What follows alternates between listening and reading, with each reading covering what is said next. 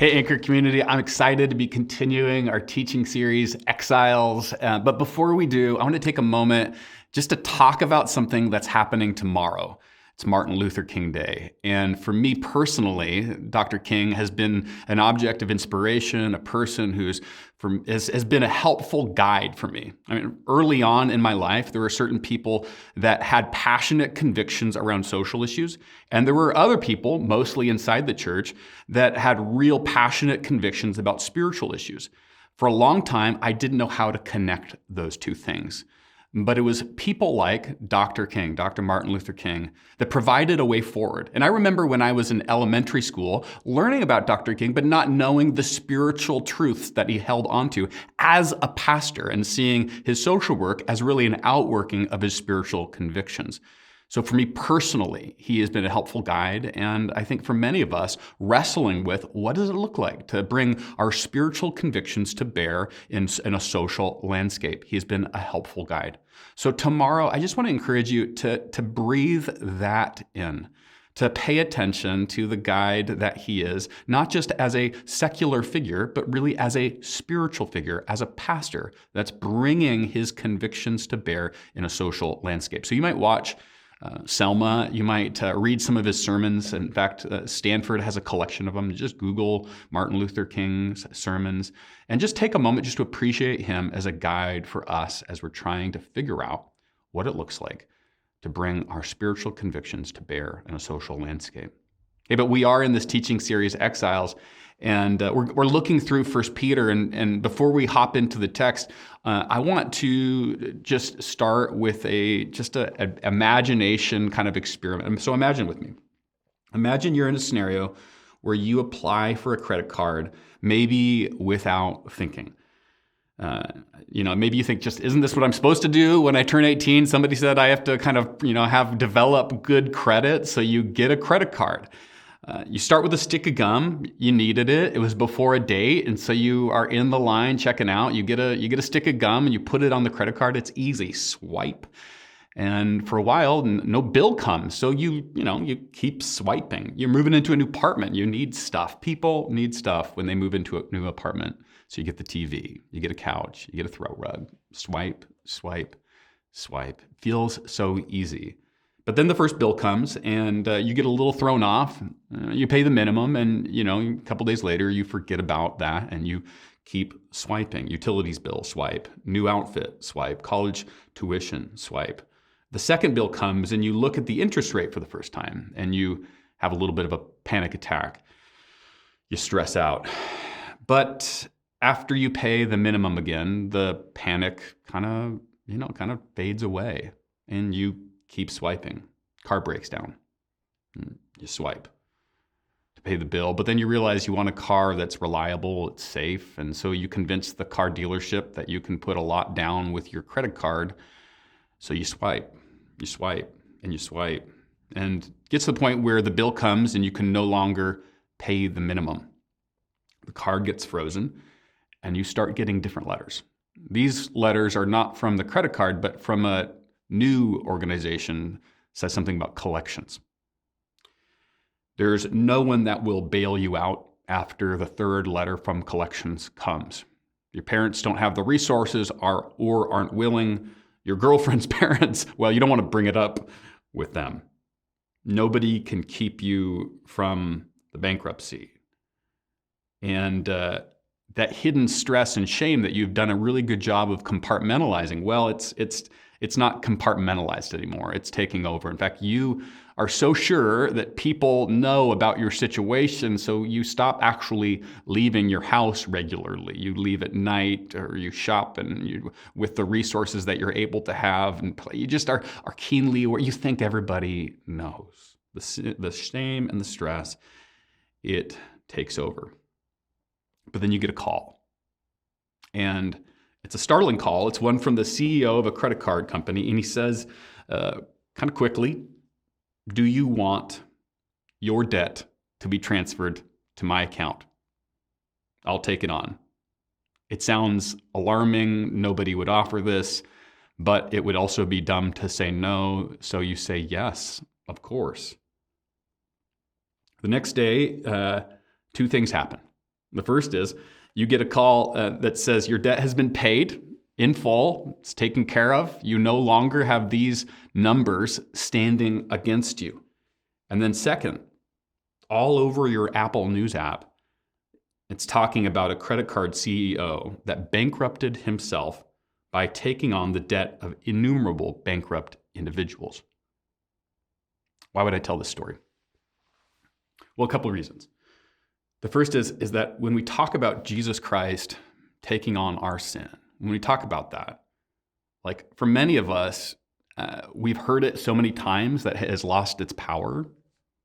It's easy to walk by words of such incredible sacred significance that we need to hear it in a fresh way.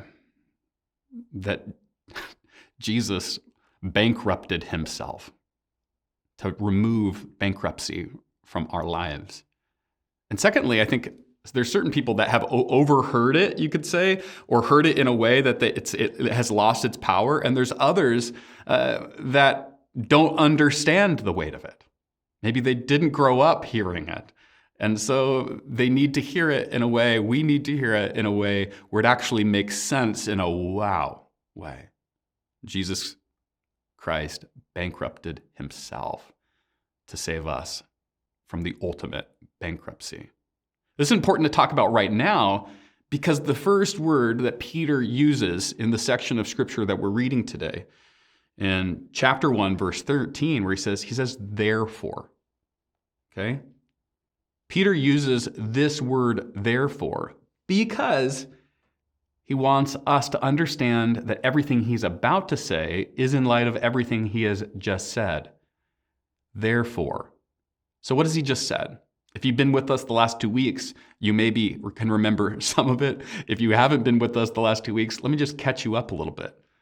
Peter has called out our identity as people who are chosen by God because of God's salvific, saving work in the person of Jesus Christ. And he's also called us out our identity as exiles, people that live in a way that this isn't really fully our home. All things are not made new. This world is still broken. So we are chosen exiles. And second, we are people that have been given this incredible inheritance. That Jesus, all that is God's is ours because of the work of Christ. And that we're people that, because of that inheritance, can live with resilient joy. So on the hinge of that, this identity of people that have received this inheritance, chosen people, loved by God, he says, therefore. Peter is now starting to say, this is what it looks like to live in light of this reality that is true about yourself. Therefore, as obedient children, therefore, with minds that are alert and fully sober, set your hope on the grace to be brought to you when Jesus Christ is revealed. A paraphrase of that, with minds that are fully alert, minds that are alert and fully sober could be kind of paraphrased as, put on your gloves and think clearly. What Peter is wanting us to understand is get ready for the hard work of living as you truly are. Don't expect it always to be easy. Think clearly. Live with this real strong realization of what you've been given and who you are. Put your gloves on. Think clearly. You can imagine somebody splashing cold water on your face. This is what Peter's wanting you to understand. You can imagine if you live in the Tacoma area, coming around a corner and seeing Mount Rainier, and you're like, whoa, you're taken by the beauty of it. Peter wants us to be mindful of this massive reality that is central to our life, that Jesus has bankrupted himself so that we might be saved from that ultimate bankruptcy. Put on your gloves, think clearly. He goes on, verse 14, as obedient children, do not conform to the evil desires that you had when you lived in ignorance. But just as he who called you is holy, so be holy in all you do. For it is written, be holy because I am holy. Now, just a couple words about that passage before we spend the bulk of our time understanding this mysterious word, holy. Couple notes on that passage. The word conform there, it means template. And so you could think about what Peter's saying is like, don't be following the mold of culture. Don't be tracing the outline of whatever culture's kind of like doing and see that as the thing that you should be doing as well. Don't be using the template or the outline of culture for the definition and understanding of your own life. And then this word evil desire sounds a little aggressive, especially to our kind of like very sensitive-minded landscape. Evil desires, whoa. But it's interesting, the Greek word is actually one word, and it is the word epithemia. Now, epithemia means over desires. So it isn't that we are, in Peter's mind, desiring evil things when we live out of alignment with the way of Jesus, but that we are rather desiring good things in a way that in too much. We are desiring good things too much in an inordinate way. So the object isn't necessarily that we are desiring something evil, but we're desiring something good too much.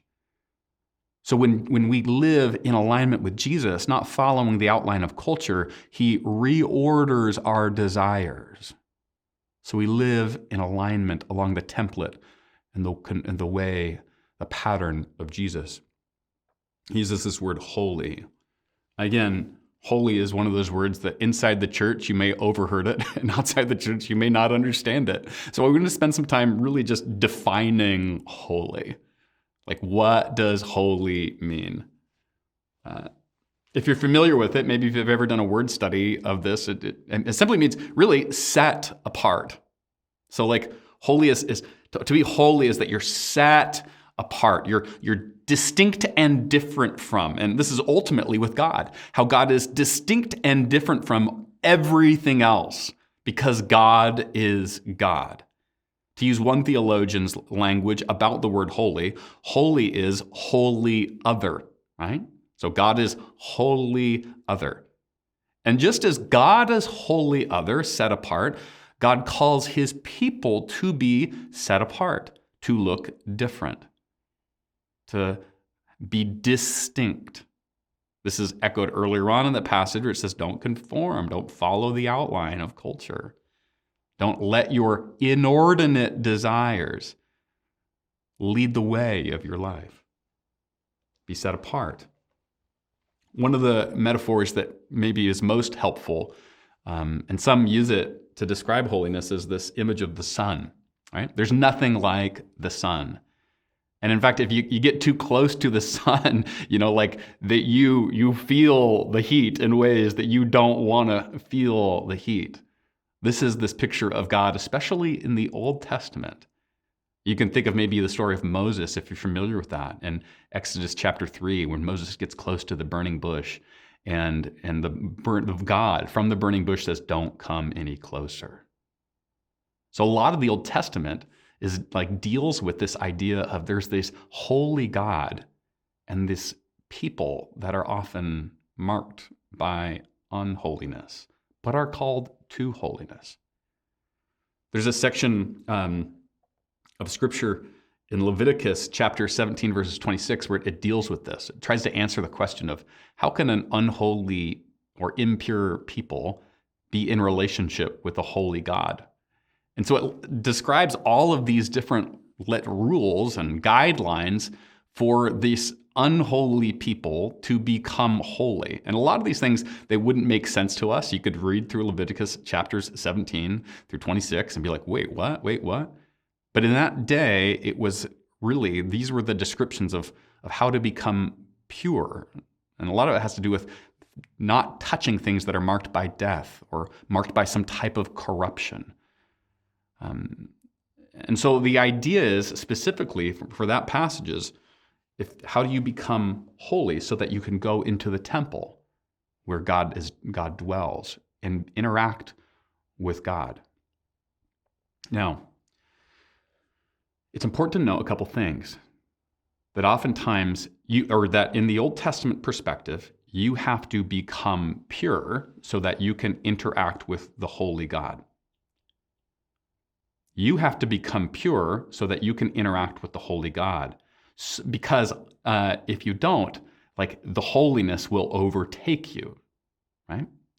and it will affect you. And there's examples of stories of priests getting too close to the holiness of God, and like they actually are struck down because they weren't mindful, and they didn't prepare themselves for interacting with this God who is wholly other.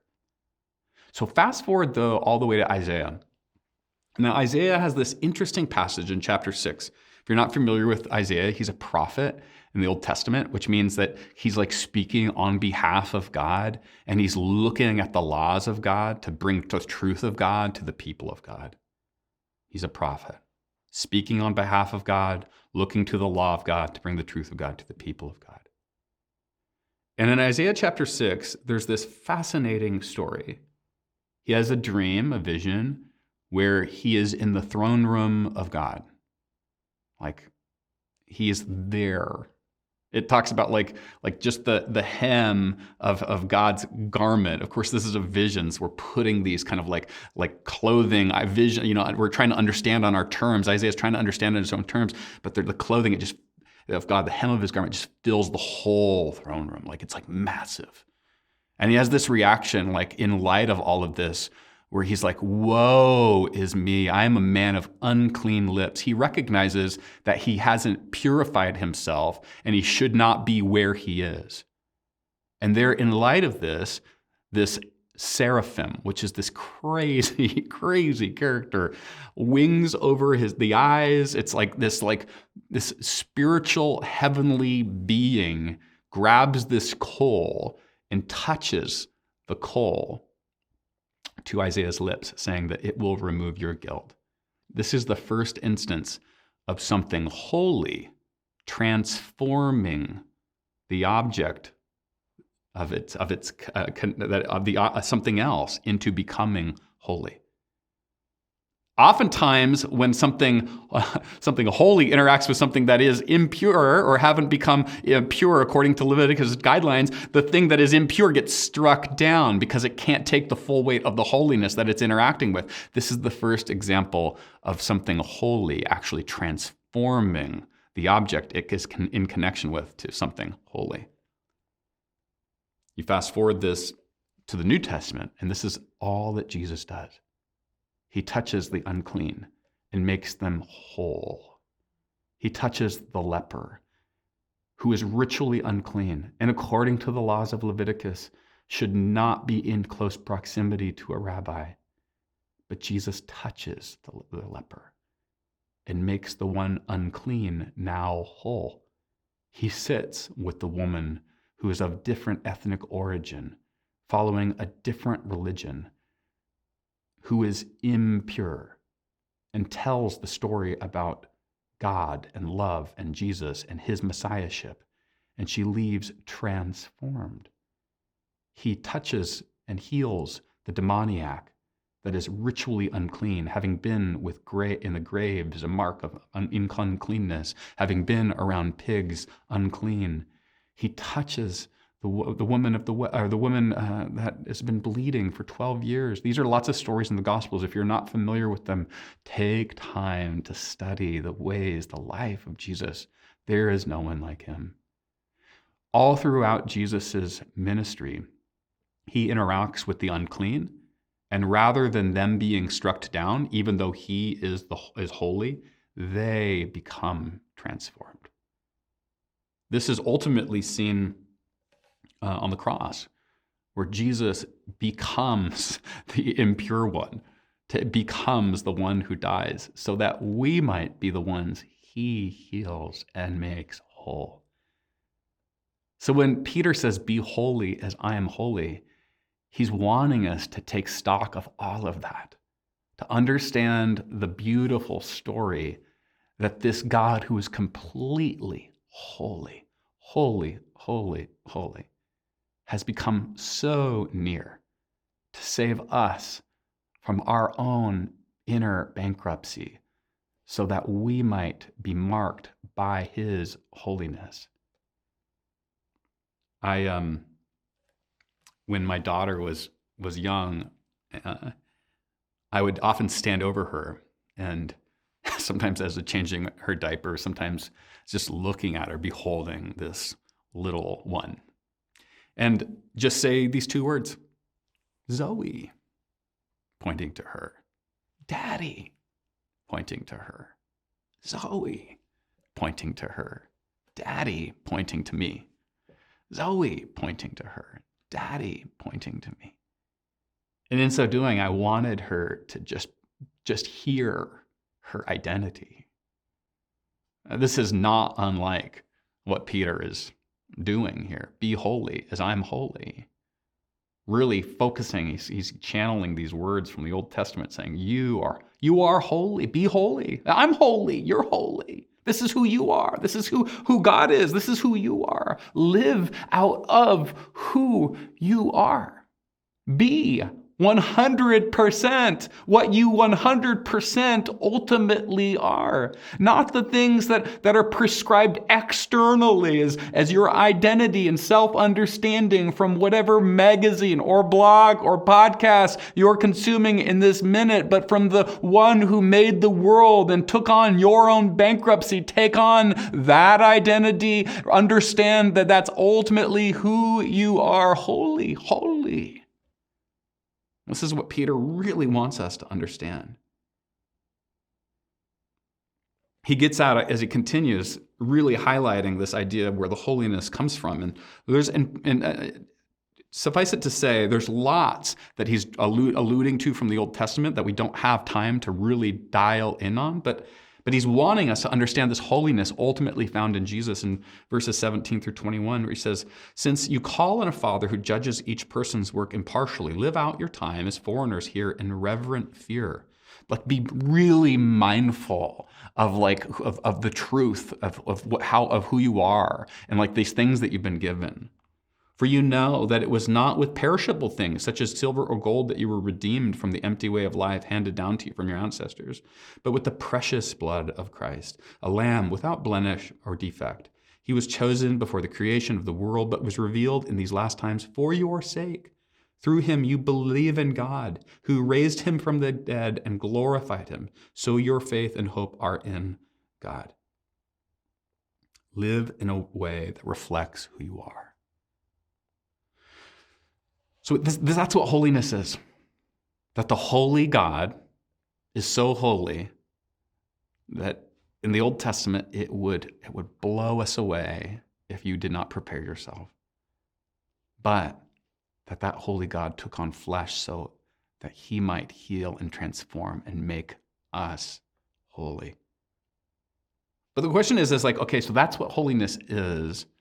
Like, what does holiness look like? Verse 22, we have this great example. There's two examples of what holiness looks like. But in chapter 1, verse 22, it says, now that you are purified yourselves by obeying the truth so that you have sincere love for each other, love one another deeply from the heart.